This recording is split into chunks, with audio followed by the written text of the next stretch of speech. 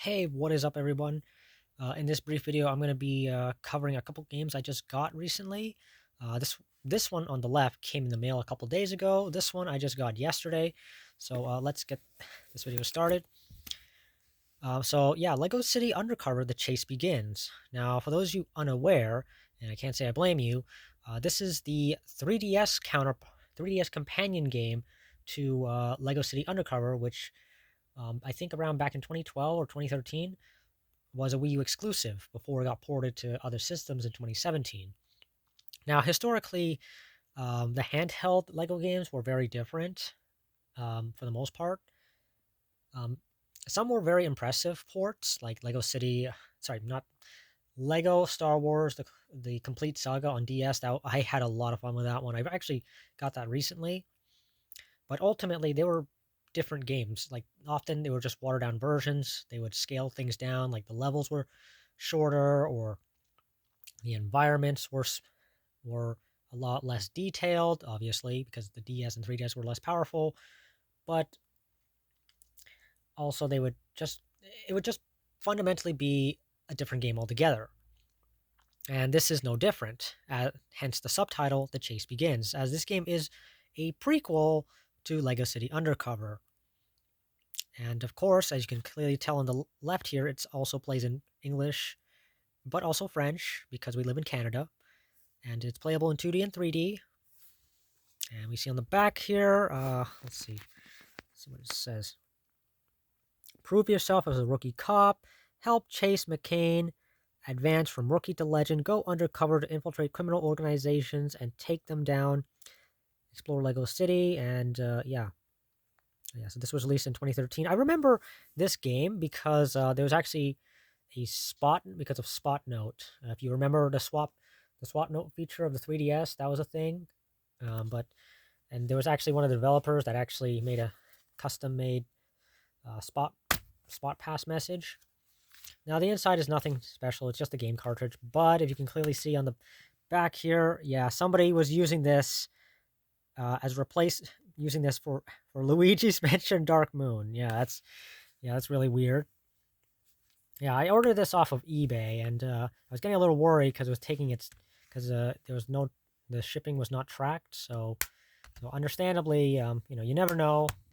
You never know if it gets lost in the mail for whatever reason, but thankfully it didn't. But yeah, I got this game now. I'm looking forward to playing it. I am curious, what how the game plays because I do have no idea how it plays compared to the Wii U version. The Wii U version is like a big open world game that's been compared to Grand Theft Auto, but I don't know how the 3DS version compares. But I know that we had so many Lego games on 3DS, like 17, I believe, and some are obviously better than others. And this one got a 60% or so on Metacritic, which indicates that it's mediocre or whatnot. So we'll see. We'll see if this is one of the better ones or not. At least in my opinion. Actually, you know what? I do have my 3DS here. Let's actually pop it out. Actually, sorry, 2DS XL. And let's pop it out and try it out. All right, I got my 2DS XL out here. Let's actually pop the game in. Okay, I may have to. Okay, I popped the game in, but it's not. Oh, please tell me. Okay. Oh wow, it's not recognizing it. Can we? Oopsies. I think I.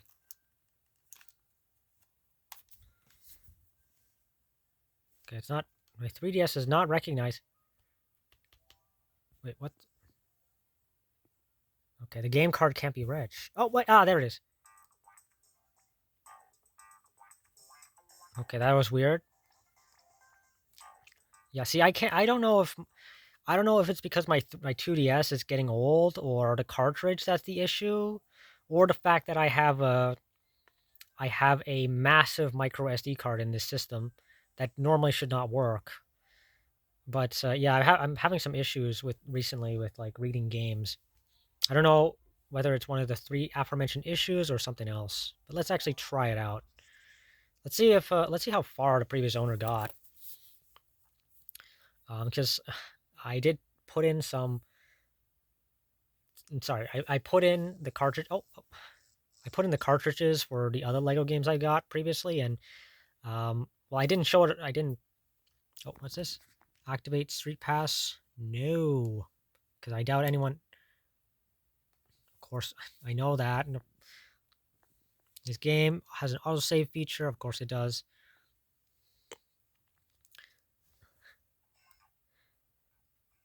Okay, this guy, ooh, whoever had it last barely got into the game. Like what, 2 hours and 13 minutes or? Okay, let's see what this game looks like, because I barely even know what it looks like.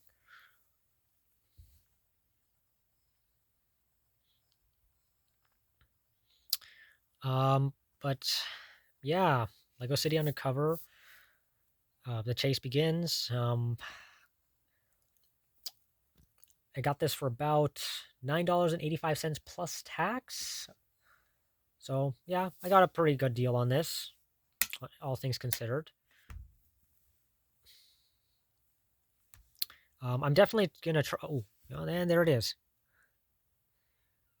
Can I do anything about the cam? Oh, I can't do anything about the camera. Oh, okay. It's actually a big. Oh wow, it's actually a pretty open area. That's nice. And what else is there? Okay, well, what?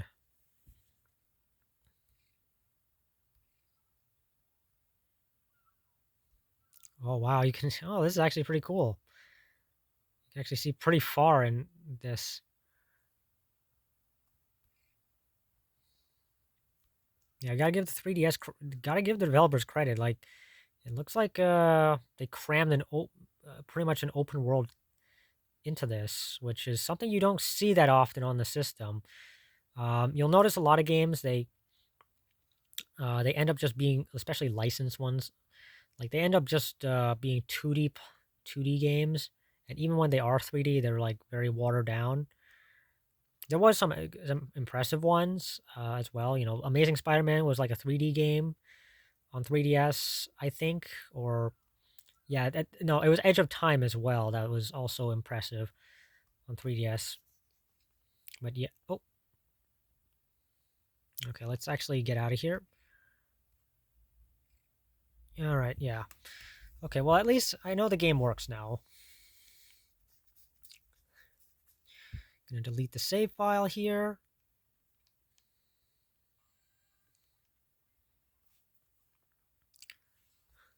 Because I don't need it. Yes.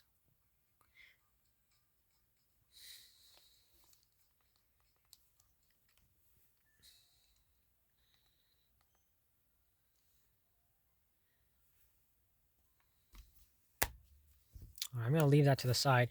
Next, we have Super Mario Maker on Nintendo Wii U. This one I actually bought for $10. Yeah, $10 for a Mario game. Could you imagine that in the year 2025? We literally just got the announcement for Switch 2, and Mario Kart World is going to be $79.99 USD, which is like, which is going to be well over $100 in Canadian, $100 Canadian, well over 100 plus tax. But yeah, I got Super Mario Maker here, and yeah, it comes in this special packaging. It definitely, there's some dents here, sadly, but for the most part, the packaging is still solid, like it's still solid. I am gonna be, this is something I'm gonna hang on to. So yeah, the packaging is not gonna be perfect going forward, sadly, especially when I have to open it every time, which I will be doing in a moment. But yeah, Super Mario Maker. Yeah, this was a very anticipated title back in 2015, since the idea of you being able to make your own Mario levels back then seemed so awesome. Yeah, the Mario 1 art aesthetic, Mario 3, Mario World, Mario U, which is interesting because, just a couple, like 3 years earlier, we got New Super Mario Brothers U, and now you can create levels based on New Super Mario Brothers U. The only downside, of course, is that there's no slopes.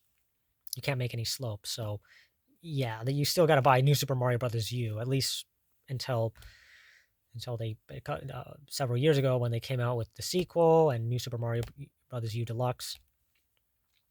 You can use the Wii Remote and Nunchuck, the Pro Controller, uh, the Wii U Pro Controller, the Wii Pro Controller, sorry, the Wii Classic Controller, and then the gamepad itself. But as far as, I haven't actually been able to actually test it just with that. One of the cool things about this game is that I think just about all are the costumes, which unfortunately never made it to the sequel. Yeah, so in the first game, you could actually, one of the unique and awesome features about it was that you can scan in pretty much almost every single amiibo available at the time, and it would sorry, it would unlock a skin for your character. So you have, of course, you have all the Nintendo characters like Mario, Luigi, Princess Peach, and Bowser. But you also had you could have, say, Samus or Link or I or even Bowser himself or any of the Pokemons amiibo available at the time, like Charizard, Pikachu, and Greninja, for example. So that's pretty cool. You even had this very bizarre choice. You had this one anime character from the series Nisekoi, which was popular back then. That was a very bizarre inclusion, but I think they were just capitalizing on that show's success. And apparently Japan also likes their crossovers as well, but that was just so weird. Um, but yeah, Super Mario Maker on Wii U. Unfortunately, the online mode is long gone. Sadly, so you can that's a feature that you can no longer take advantage of, which also means you can no longer share levels. They're stuck on your system pretty much forever. Now let's actually open this up if I can. Okay, let's actually take it out. Okay, yeah. So the game, at least this copy anyways, comes in like a red case. I have the disc inside my console, so you're not going to see it, sadly. But inside the case, it is red. Also comes with uh, instructions for viewing the electronic manual, which is weird. I mean, just put the manual in, guys. And also, you have this nice little booklet here, which is a wonderful inclusion, which is why the packaging is so large. Yeah, this looks really nice.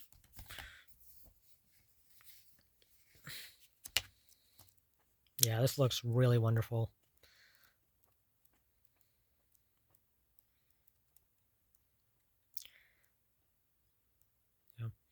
Now, I believe, yes. Now, I think a year or two later, they also released the 3DS version, which unfortunately just wasn't as good, like, because of how limited it was. And yeah, the 3DS version just felt like an overall bizarre release because of it. It just, it was made redundant with the release of Super Mario Maker 2 on the Switch. Just a couple years after that. So yeah, it just feels so. It really does feel like Nintendo, in hindsight, was just padding out the release schedule because, they knew the Switch was on the way. They had the Switch on the way, but they needed to keep fans occupied. But they just weren't willing to give them like that full experience, their full uncompromised experience. Um, Plenty of other examples as well, including like the worst one is Animal Crossing, where they just gave you,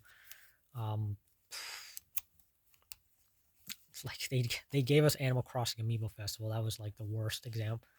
That was just, it's like the biggest slap in the face.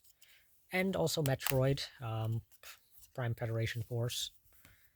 I could go on, but yeah, that's pretty much it for this video, guys. I definitely went a little overboard, almost 15 minutes long, but I'm pretty passionate about these things.